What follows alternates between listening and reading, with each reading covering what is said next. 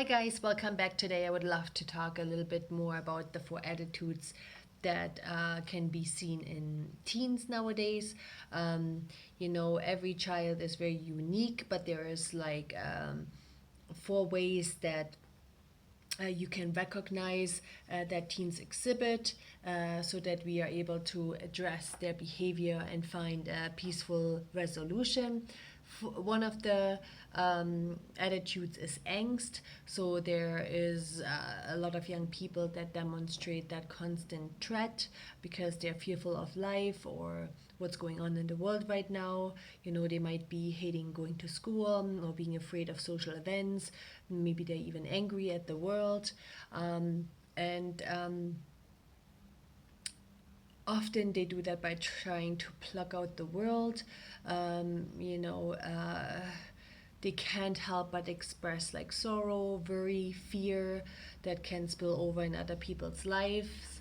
And therefore, for us, it's important as adults to help them cope with that or show good solutions, be good role models, bringing things into perspective, showing that the world has a lot of good things to offer, even if there is a lot of bad stuff happening in the world. It's important to take the time to point out a lot of the pure, noble, right and true things that are happening in the world as well.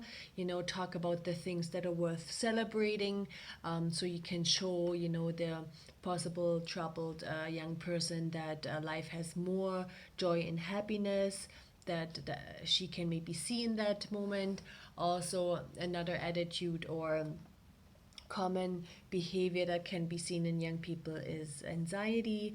You might have noticed that there's a lot of anxious teens in this world nowadays, and it's because we as adults are very stressed, so we kind of put that onto our kids too.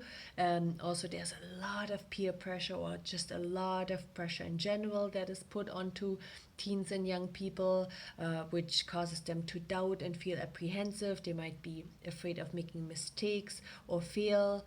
So it's really important that we help them find this calmness in us as adults, because they do have a lot of pressure to study harder and do more and practice more and prepare better.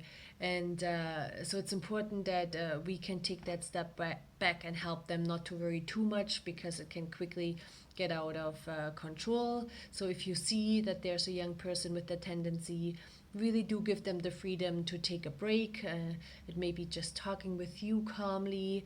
Maybe it's, instead of talking about all their problems, having a good laugh together by sharing what the teen likes or what they're really good at, or just you telling a story, just to give that young person the opportunity to breathe and escape that world that might overwhelm them, knowing that you're a safe haven and that they can come to you, and that it's important to relax from time to time and have fun. Another mental attitude that can be seen is anger. There's a lot of teens that are angry or enraged, and they process it in different ways. Some young kids put holes in the wall, or they bang their heads on the floor. Some also turn inward though and become depressed, isolated, and lonely. And it's important to know that anger is usually a response of an unmet need. Could be something like wanting praise or acceptance or being seen. So it's really important to realize that anger is not necessarily a bad thing. It's just an unmet need, and we have to be able to stay calm and really engage with the teen and ask them questions, and really get them to open up once they have calmed down, after deep breathing, and then really dig down why the young person might be angry. Ask them questions, if they are mad about school or if they are upset about something specific. Is it maybe, are they unhappy about a decision that they made that they don't feel good about? It's just good not to isolate that young person and really get at the root of it, so we are able to help them diffuse it and allow discussions to take place and find solutions. And another attitude is arrogance as well, and that's usually one that can really get under your skin. And that's, for instance, when young people say, oh, you're stupid or you don't understand, you know.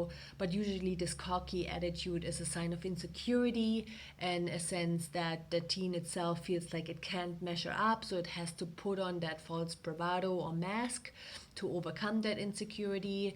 And that's when we are important to, you know, connect again with them and say, okay, what's going on for you? I can see you're very insecure.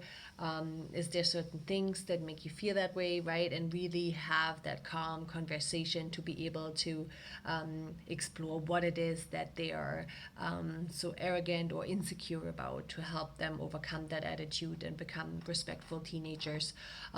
I hope that helped. So if you ever discover those four attitudes, then you know there's an unmet need or an insecurity that's going on that needs to be addressed by having a good conversation and getting at the root of the problem. I hope that helped. Lots of love. Bye bye.